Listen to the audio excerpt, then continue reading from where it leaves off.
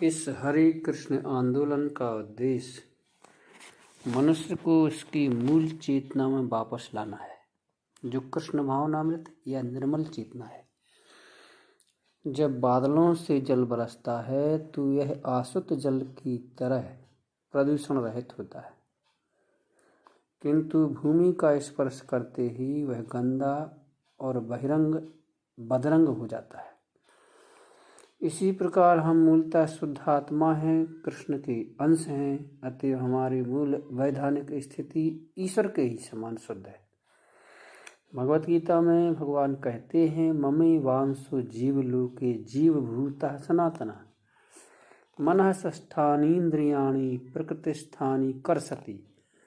इस बद्ध जगत में सारे जीव मेरे अंश हैं और वे शाश्वत हैं, लेकिन बद्ध जीवन होने से वे मन समेत छहों इंद्रियों से अत्यंत कठोर संघर्ष कर रहे हैं।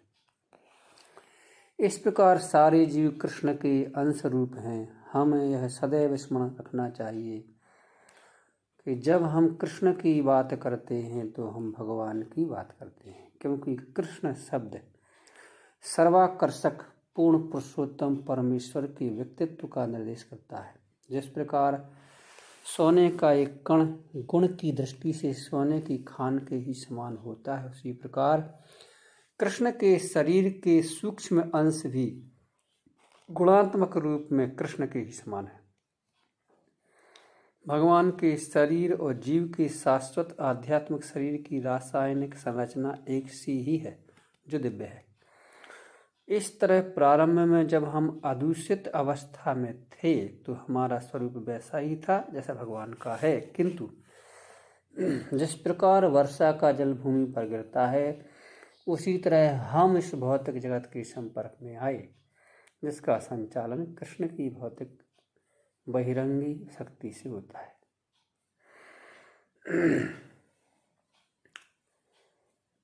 तो प्रभुपाद महाराज लिख रहे हैं, हम भी गुणात्मक रूप से कृष्ण के ही समान हैं।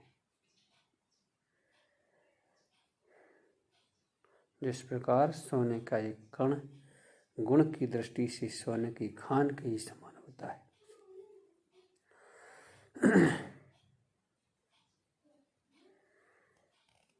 लेकिन इस भौतिक प्रकृति के संपर्क में आने पर हम उसी तरह दूषित हो गए जिस प्रकार वर्षा का जल भूमि पर आने से दूषित हो जाता है। तो हमें इस दूषण को, इस मिलावट को हरे कृष्ण महामंत्र के जप या कीर्तन के माध्यम से दूर करना है। और यह कीर्तन जो है, यह जप जो है, चैतन्य भगवान की कृपा से हम सभी जीवों को एक अनुपम उपहार के रूप में भगवान की दया से हमें मिला है, उनकी तरफ से हमें मिला है। तो इस अनुपम उपहार को हमें स्वीकार करना चाहिए और जो हमारा दुष्टपना है, जो दूषण है, उसको दूर करना चाहिए। और फिर हम, जैसे कि कहा गया है कि हम भी भगवान जैसे ही हैं, हमें वैसी अवस्था में वापस जाना चाहिए। राधा गिरधारी भगवान की जय, श्रील प्रभुपाद की जय, गुरु महाराज की जय।